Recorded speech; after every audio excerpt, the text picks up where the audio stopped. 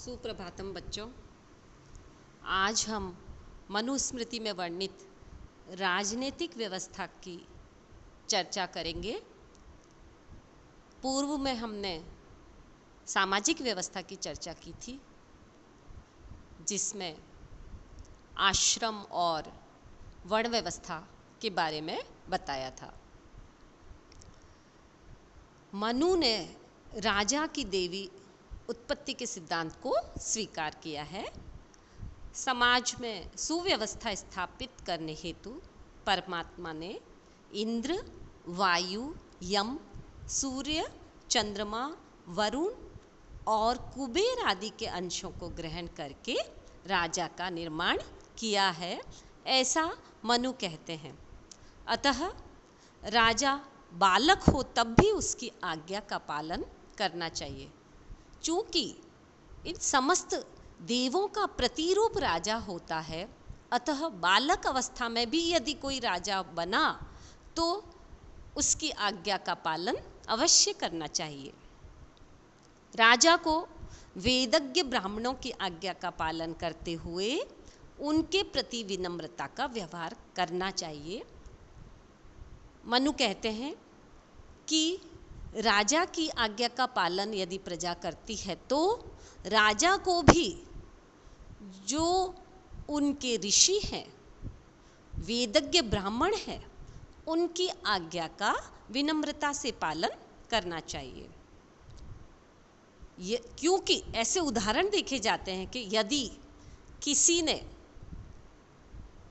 ऋषि की अवज्ञा की, अविनय करा उनके प्रति, तो उनका हमेशा नाश हुआ है। जिनमें वो उदाहरण भी देते हैं कि अविनय के कारण वेन, नहुष, नेभी आदि राजाओं का विनाश हो गया था। अतः राजा को वेदज्ञ विद्वानों से आन्वीक्षिकी, त्रयीवार वार्ता और दंड नीति का अध्ययन करना चाहिए। साथ ही उसे कामजन्य तथा क्रोधजन्य सभी व्यसनों से दूर रहना चाहिए। राजा को देवों का अंश होने से सदैव इंद्र के समान प्रजा के लिए सुखों की व्यवस्था करनी चाहिए। वायु के समान गुप्तचरों के माध्यम से सर्वत्र निरीक्षण करना चाहिए। यम के समान पक्षपात रहित होकर सदैव न्याय वाला, सूर्य की किरणों के समान अति अल्प मात्रा में कर ग्रहण करने वाला और चंद्रमा के समान होने के कारण शीतल, वरुण के समान अपराधियों का नाश करने वाला और कुबेर के समान दानी होना चाहिए। ऐसा मनु ने 9वें अध्याय में बताया है कि राजा इतने देवों का अंश मिश्रित कर बनता है तो उसे उन देवों की समस्त विशेषताओं के अनुरूप अपने आप को ढालना चाहिए। राजा को रात्रि के अंतिम प्रहर अर्थात ब्रह्म मुहूर्त में उठकर अग्निहोत्र और ब्राह्मणों की पूजा करनी चाहिए। राजा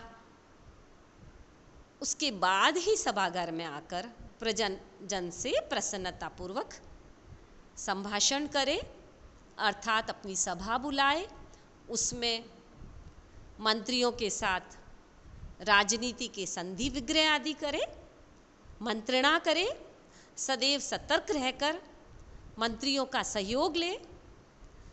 वास्तविक रूप में कहना चाहिए कि उसे एक अच्छे मैनेजर के अनुरूप अपने मंत्रियों से मंत्रणा करते हुए राज्य पर शासन करना चाहिए और प्रजा को उनकी कानून व्यवस्था का पालन करवाना चाहिए।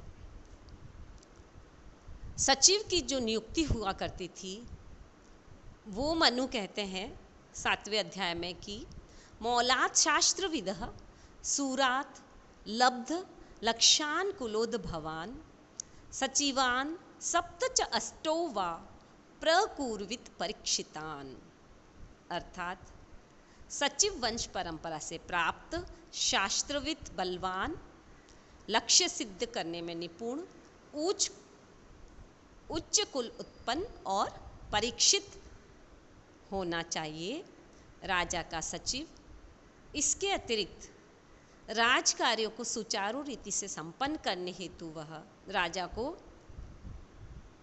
हमेशा मंत्रणा देता रहे और राजा को इस प्रकार के 7-8 योग्य सचिवों की नियुक्ति करनी चाहिए। मंत्रणा करण, जब जब उचित अवसर आए या देश पर कोई विपत्ति आए तो उस संबंध में, राज्य के संबंध में गुप्त रीति से भी मंत्रणा करनी चाहिए। मनु ने मंत्रणा के लिए पर्वत शिखर महल का एकांत भाग और वन को सर्वोच्च और उत्तम स्थान माना है, क्योंकि ऐसे ही स्थानों पर मंत्रणा गुप्त बनी रह सकती है। यदि उस मंत्रणा की गोपनीयता न हो तो कोई भी अनिष्ट हो सकता है। ऐसे अनिष्ट से बचने के लिए राजा को एकांत स्थान में ही मंत्रणा करनी चाहिए। वह गुप्तचरों की चेष्टाएं, गुप्तचरों के 5 वर्ग, अष्टविधि के कर्म, राज्य का प्रसार, शत्रु की चेष्टाएं, प्रजा के सुख दुख, अपने राज्य का विस्तार आदि विषयों पर मंत्रणा करके और उन नियमों का बना सकता है। मनु कहते हैं कि राज्य कार्यों में सहयोग और धर्म कार्यों को संपन्न करने के लिए राजा को पुरोहित की नियुक्ति भी करनी चाहिए। तथा ऋषि मनु ने राष्ट्र के साथ श्रेष्ठ संबंध बनाने हेतु योग्य दूत की भी अनिवार्यता का विधान किया है, क्योंकि दूत ही संधि विग्रह आदि का कारण होता है। शुद्ध हृदय, चतुर और उच्च कुल उत्पन्न दूत होना चाहिए। दूत का कर्तव्य होता है कि वह शत्रुओं की गतिविधियों और उसकी चेष्टाओं को समझकर उन्हें अपने वश में कर ले। 7वें अध्याय में दूत की इन विशेषताओं पर ऋषि मनु ने प्रकाश डाला है। गुप्तचर विभाग भी हर राजा को अपने राज्य की स्थिरता हेतु अनिवार्य रूप से प्रतिपादित करना चाहिए, क्योंकि गुप्तचर रूपी नेत्रों से ही राजा संपूर्ण राज्य की प्रजा की, सेवकों आदि की गतिविधियों पर दृष्टि रखता है।